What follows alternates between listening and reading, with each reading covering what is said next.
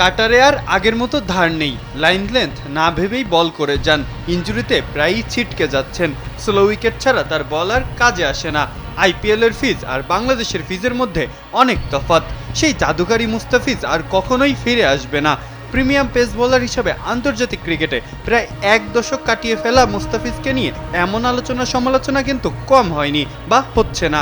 তবে তার কতটুকুই বা সত্য, কতটাই বা মিথ, দায়টাই বা কার, ফিজের না বোর্ডের?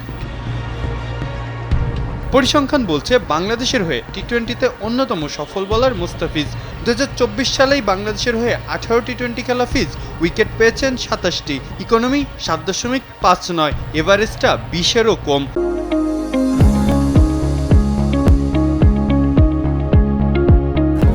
একই বছরে আইপিএলের 9 ম্যাচে পেয়েছিলেন 14 উইকেট, তবে সেখানে ইকোনমি ছিল 9-এর উপরে, এভারেজটাও জাতীয় দলের তুলনায় ঢের বেশি। সেই বছরই ছিল টি-20 বিশ্বকাপ। 7 ম্যাচ খেলা মুস্তাফিজ শুধুমাত্র ভারত ম্যাচ বাদে ছিলেন দুর্দান্ত ছন্দে। ভারত আর অস্ট্রেলিয়ার বিপক্ষে তুলনামূলক খরুচে বোলিং করলেও টুর্নামেন্ট শেষ করেছিলেন 5.5-এরও কম ইকোনমিতে। তবে এরপরই ছন্দ হারিয়েছিলেন ফিজ। ভারতের মাটিতে টি-20 সিরিজ বা বিপিএল সবখানেই বল হাতে মুস্তাফিজ ছিলেন একদমই সাদামাটা। আরও একবার রব উঠে মুস্তাফিজের দিন একদমই নাকি চলে গেছে।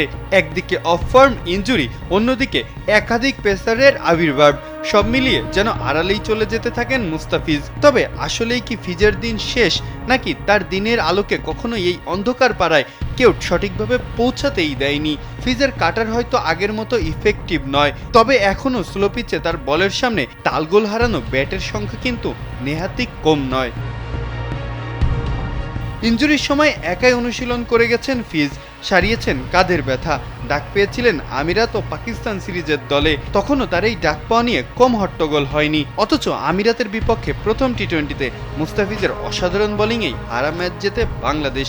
এরপরে আইপিএল খেলতে ওড়াল দেওয়া ফিজকে ছাড়া পরের 2 টি-20 আর সিরিজ দুটাই হেরে বসে টাইগাররা। আইপিএল এখন অনেকটাই যেন বোলারদের জন্য গ্রেভইয়ার্ড।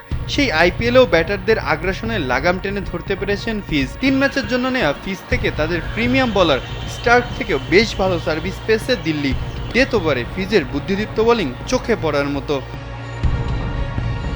পাকিস্তান সিরিজে যোগ দিতে দ্রুতই হয়তো রওনা করবেন ফিজ।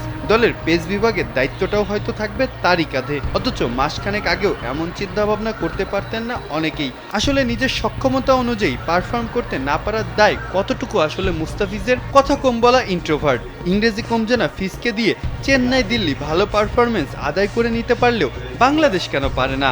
তাকে নিয়ে কি একটু বেশি আলোচনা বা সমালোচনা হয়? মুস্তাফিজের স্কিল ডেভেলপমেন্টে কতটা জোর দিয়েছে বিসিবি, উঠে অনেক প্রশ্ন। চাইলে মুস্তাফিজ নিজেও একটা প্রশ্ন কিন্তু তুলে ধরতে পারেন। মুস্তাফিজের এমন দুর্দিনেও তাকে টপকে যেতে পারেন এমন পেসার টি-20 সংস্করণে এখনো পেয়েছে কি বাংলাদেশ? উইকেট আর কন্ডিশন বিবেচনায় তার থেকে সেরাটা বের করার মতো পরিকল্পনা কি কখনোই করেছে সংশ্লিষ্টরা? মাহফুজ আহমেদ, কালবেলা।